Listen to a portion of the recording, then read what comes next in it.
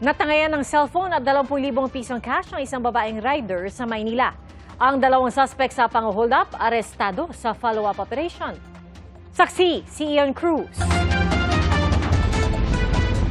Sa gitna ng mga nakahintong sasakyan sa Mel Lopez Boulevard sa Tondo, Maynila, hinold up ng dalawang lalaking armado ng patalim ang babaeng rider kaninang alas 3 ng madaling araw.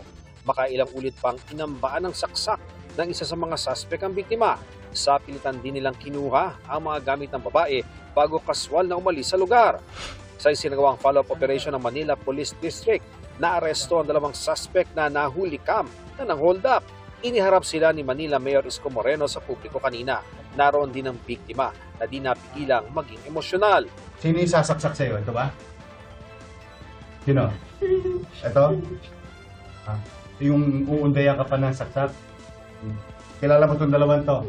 Yan yung nakita mo. Narinig ko rin po yung boses nila kanina. Sino po yun? Pagpasensya mo na, meron pa rin mga malalakas ang loob na tulongges na gusto subukin ng Maynila. But I am happy that you are safe. More than anything else. Desidido ang biktima na kasuhan ang mga suspect. Bukod sa kanya, na-trauma at nagka-injury rin daw ang pamangkin niyang tumalon sa motorsiklo nang magdeklara ng hold up ang mga suspect. Sana mo, mabulok sila sa ulungan. Kasi ang sakit-sakit po ng trauma na binigay nila. Kaya nanay ko po nag-aalala sa akin ngayon.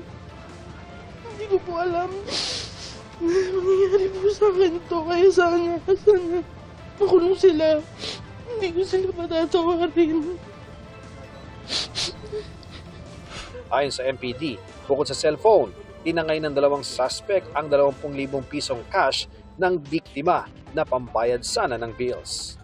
Inginuso ng dalawang suspect ang isang alias Dodong na pinagpasahan ng mga kinuhang cellphone at pera. Target na rin siya ngayon ng manhunt operation.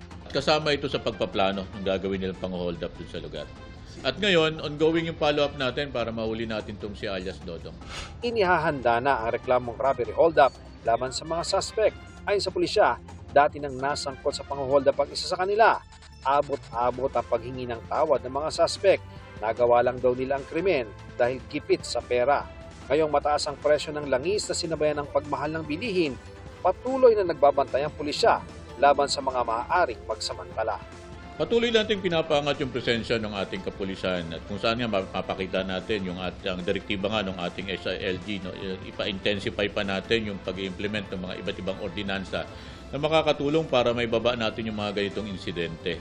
Ako si Ian Cruz, ang inyong saksi.